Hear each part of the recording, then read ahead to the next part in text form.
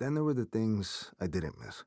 His booming voice when he yelled, the thunder after he'd slam our front door, the way Mom cried and smoked all those cigarettes, the heavy knocks from police. We stopped in front of a shiny blue Mustang. ¿Te gusta, macho? I liked his old tinted-out Accord better. It had made me feel like I was in a spaceship, but I didn't want to hurt Pop's feelings. He was clearly in a good mood. It's tight, I said. Sí, nene, sí, he said. Estamos en PR. If you're my son, you can't be some little gringo kid, entiende? What do you mean, if? He flicked my ear and threw my bags inside. I melted on the blistering seat. When the engine came on, I blasted the AC, but Pops immediately turned it off and rolled down the windows. Do you pay for gas? He asked. I wondered what the point was of him being a drug dealer if he was going to be such a fucking cheapskate. He might as well have cleaned toilets or stood outside fancy Manhattan buildings like all the other dads I knew. A cigarette hung from the side of his mouth and wobbled like an antenna. His gold chain hid in the thicket of his chest hair like a vine in a wild forest. Your mom seeing anybody? Not that I know of. She talked all day about the white doctors at her job, the ones she answered phones for.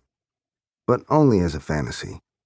She wondered out loud sometimes what her life might have been like if she'd met one of those guys and resigned herself to being his hot Puerto Rican wife instead of getting knocked up by Pops at 19.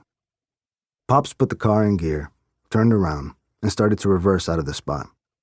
When he was halfway out, he stopped, put the car back in park, and pointed his cigarette at me. You tell me if she was seeing somebody, right? I leaned my head out the window, trying desperately to pick up a gust of wind to cool me off.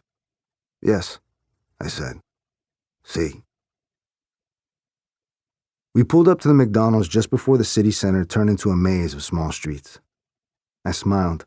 Mom didn't let me eat fast food, but when I was with Pops, it was what I subsisted on. Inside, salsa played on the speakers.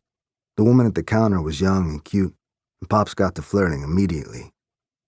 Why is someone as beautiful as you working here? She responded, as you'd imagine. I asked for a Happy Meal and looked at a display showing off the plastic toys I might get. All Lilo and Stitch themed. I stared at the Stitch figurine and prayed for it. Then I realized who I was with. I want that one, pa. ¿Cómo se dice? I sighed. Yo quiero eso. Por favor, Pop said, pretending for the pretty young thing that he, of all people, cared about fucking manners.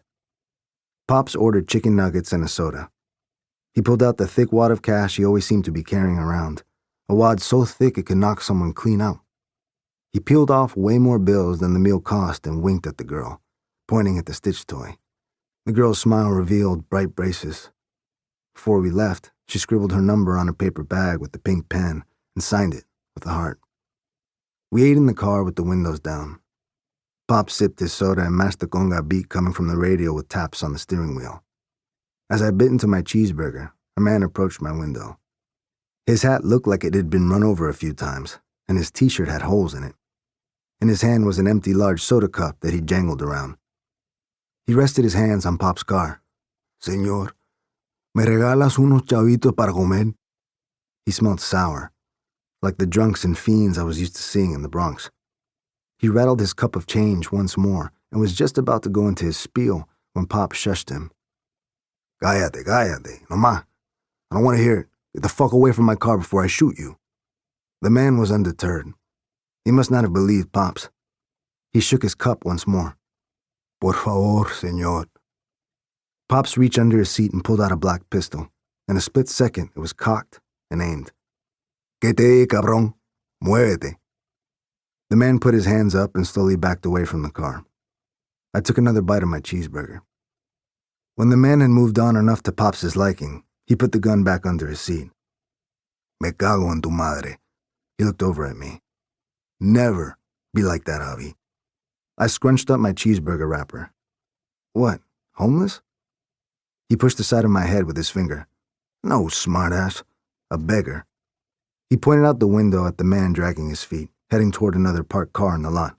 Ese tipo, he's got no chance. ¿Tú sabes? He goes around feeling sorry for himself instead of taking shit into his own hands. ¿Entiendes? You can never live like that. You don't feel sorry for yourself.